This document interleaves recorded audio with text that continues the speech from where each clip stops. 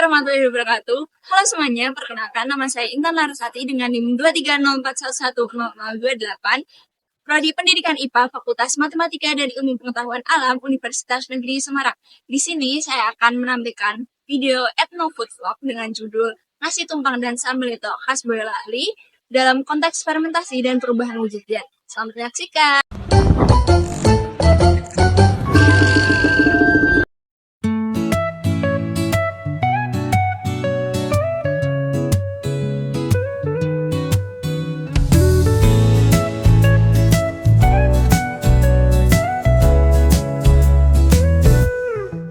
Pagi-pagi perut keroncongan, ke warung sebelah langsung pesan sepiring nasi tumpang hangat, kuahnya gurih bikin semangat. Tempe semangit dicampur santan, lauk sederhana rasa menawan. Jangan lupa sambal. Pada sejarahnya, nasi tumpang dan sambal leto adalah makanan khas Boyolali yang sudah ada sejak zaman kerajaan di Jawa. Awalnya masyarakat memanfaatkan tempe semangit atau tempe hampir basi dengan memasaknya bersama santan dan bumbu khas. Nama tumpang berarti ditumpangkan, merujuk pada cara penyajian di atas nasi. Sambal leto adalah varian sambal tumpang khas Boyolali dengan rasa lebih pedas dan tekstur lebih kental. Nama leto berasal dari kata meletup, menggambarkan kepedasannya. Dulu hidangan ini sering disajikan dalam acara selamatan sebagai simbol kesederhanaan dan kebersamaan. Hingga kini nasi tumpang dan sambal leto tetap populer sebagai kuliner tradisional yang berasal dari Boyolali. Nah, untuk mengetahui apa itu nasi tumpang dan sambal leto serta bagaimana cara pembuatannya, yuk kita tanyakan langsung pada narasumbernya.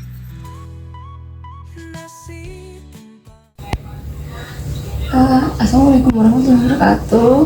Waalaikumsalam warahmatullahi wabarakatuh. Di sini saya dari mahasiswa UNES ingin mewawancarai Ibu sebagai pembuat sambal leto. Mungkin bisa kita tahu asmanipun Ibu sinten? Saya Ibu Siti Khadijah, saya ibu rumah tangga yang sehari-harinya memasakkan buat keluarga. Mungkin saya akan bertanya mengenai proses memasak sambal leto ngaten Ibu. Bahan-bahannya biasanya menggunakan apa saja? Kalau bahan-bahan itu ya Dek, itu tempe kita yang sudah tua saya buntel kain buat besok lagi gitu biar tambah agak tua seperti semangit gitu.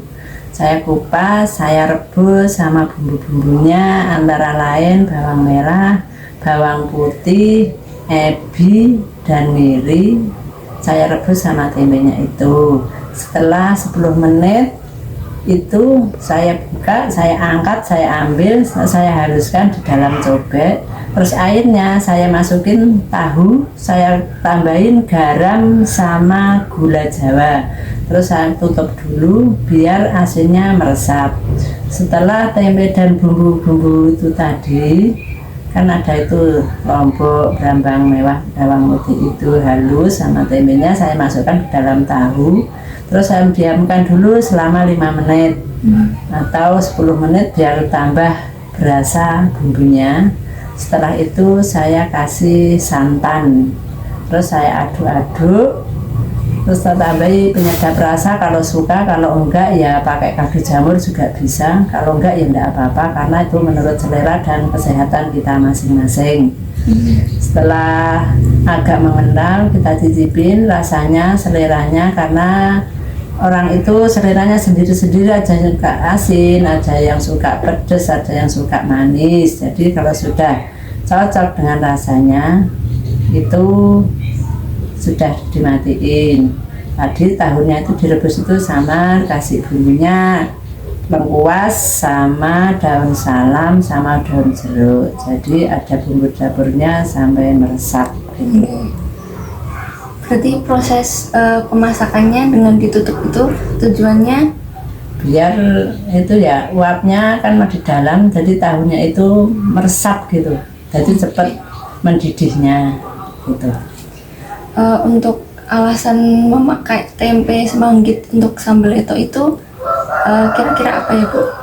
Karena kalau kurang agak seperti sedikit membusuk gitu, kalau enggak itu rasanya seperti sambal goreng aja, bukan sambal letok. Berarti ada rasa khusus Ya dari ada khasnya sambal letok itu tempe yang sudah terlalu tua atau sedikit apa ya, sudah terlalu tua gitulah. Itu khasnya sambal letok seperti itu. Kalau kurang anu juga kurang sedap. Bukan sambal letok katanya orang Boyolali.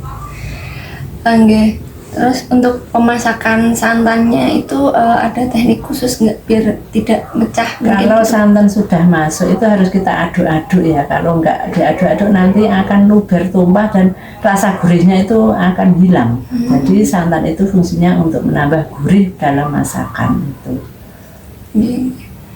Nah, untuk biasanya kan semakin lama proses pemasakan itu kadar air atau kuah dari sambal letoknya itu akan berkurang atau mengental gitu, mungkin dari faktor apanya?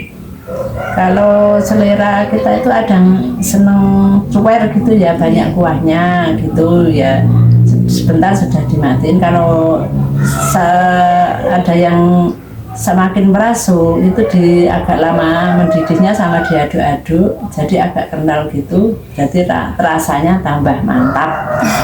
Lebih merasuk nggak Ya. Ada lagi? Mungkin apa ya? Ada tips-tips atau teknik-teknik khusus untuk memasak? Masak sambal letok? Iya. Kalau masih baru itu masih kurang merangsuk ya. Kalau orang sini sekarang masak makannya besok, jadi kan dipanasin lagi gitu, lebih mantap rasanya. Tapi kalau orang yang tidak mau pakai santan biar aman untuk kesehatan, itu diperbanyak mirinya. Jadi pengganti kelapa itu ada miri itu agak berbanyak gitu. Jadi misalnya telat tidak dipanasin juga tidak apa-apa. Dan menurut kesehatan juga bagus karena tidak pakai santan. Kalau santannya dipanasin lebih sering dipanasin, semakin itu kalau orang yang punya kolesterol itu sudah tidak bagus. Mungkin dalam proses pembuatan sambal letoknya itu zaman dulu atau menurut sejarahnya itu dibuat saat masa-masa apa?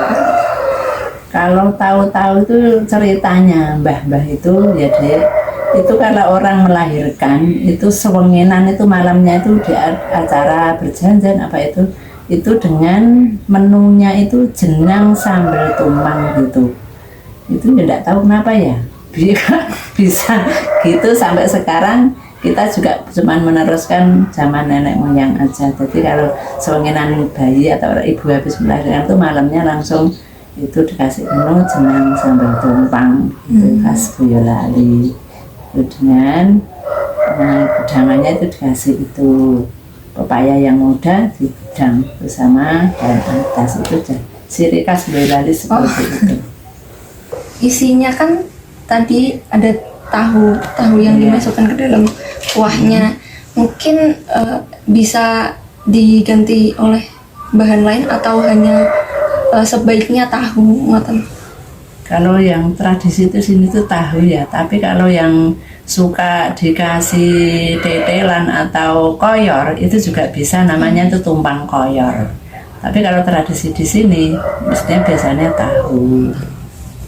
Kalau koyor itu tidak semua orang doyan, tapi yang suka kasih tetelan daging sapi atau koyor sapi itu lebih mantap. Oke. Mungkin cukup saya wawancara Ibu. Terima kasih atas ketersediaan waktunya.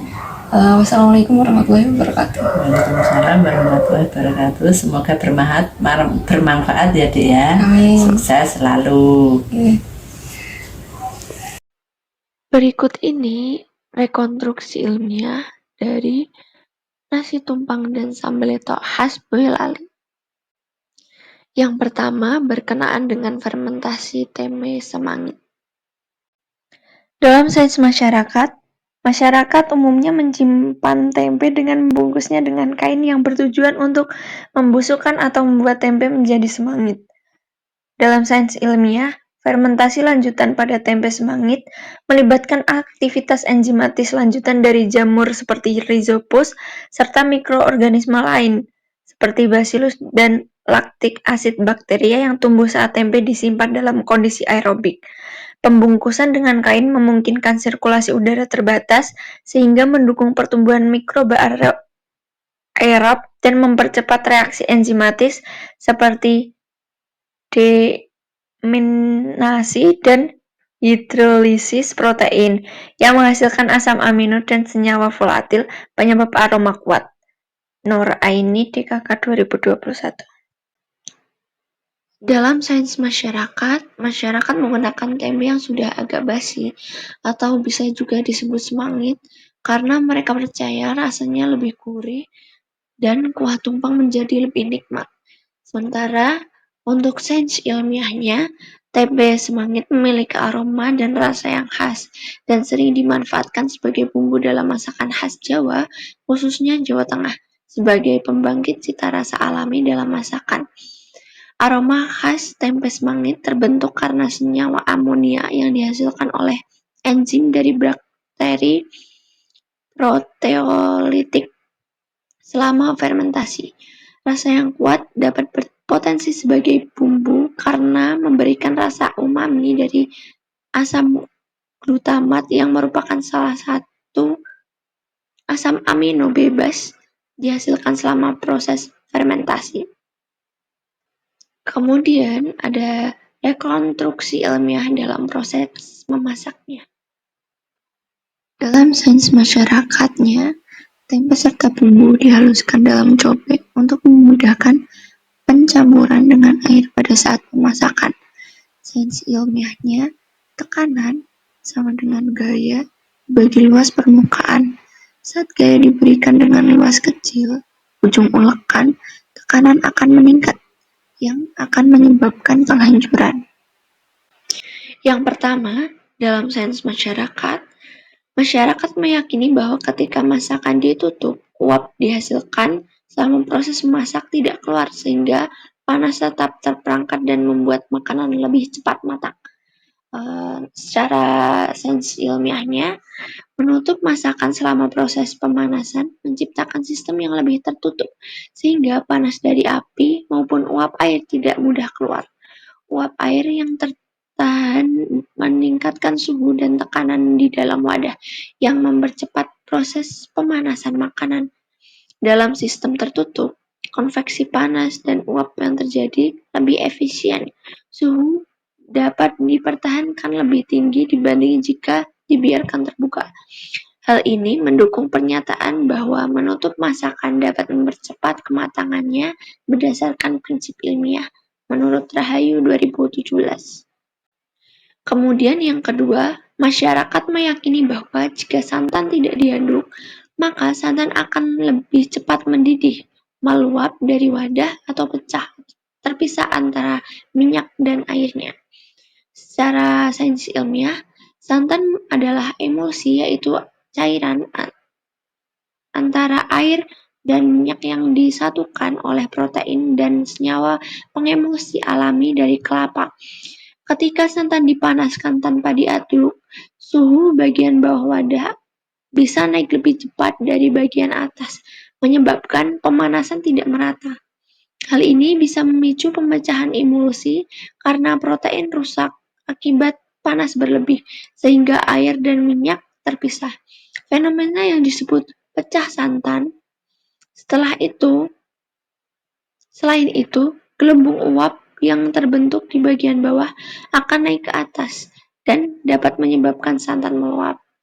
Hal tersebut diungkapkan oleh Sandra DKK 2023. Kemudian yang selanjutnya yaitu dalam sains masyarakat, banyak orang percaya bahwa santan bisa membuat masakan terasa lebih gurih dan enak. Secara ilmiahnya, Santan terasa gurih karena mengandung lemak dan sedikit protein dari kelapa. Lemak dalam santan membantu menyebarkan rasa bumbu ke seluruh makanan, jadi rasanya lebih kuat dan merata. Selain itu, santan juga memiliki zat alami yang bisa memberi rasa gurih di lidah.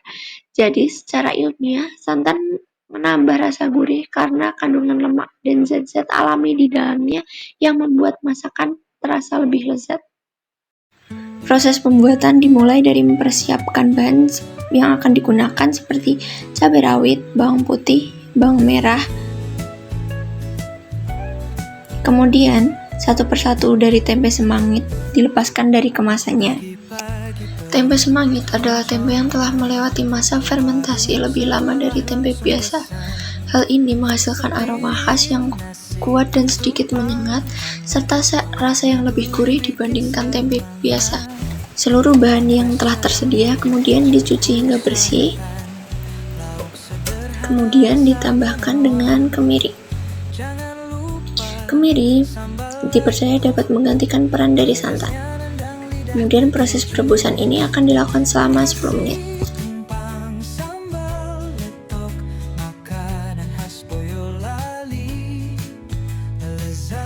Dilanjutkan dengan melakukan penghalusan pada tempe serta bumbu. Menggunakan tekanan dilakukan pada tahap ini sehingga bentuk dari tempe dapat berubah.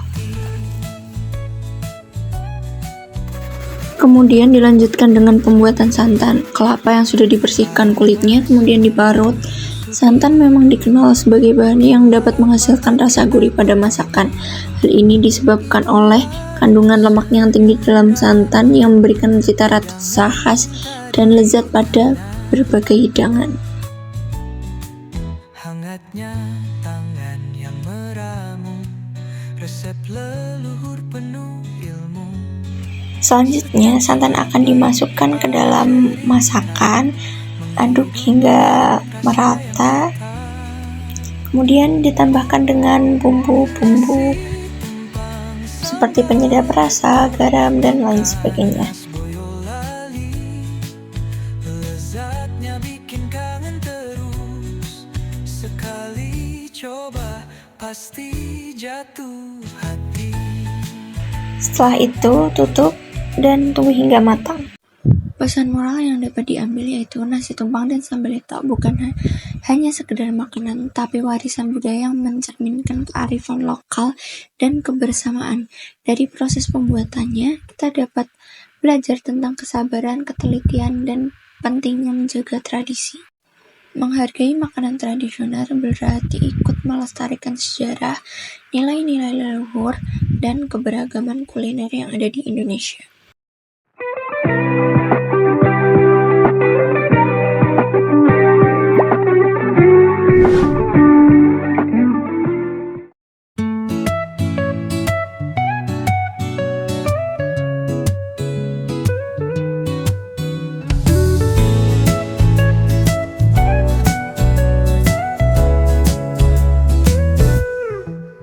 Pagi-pagi perut keroncongan, ke warung sebelah langsung pesan sepiring nasi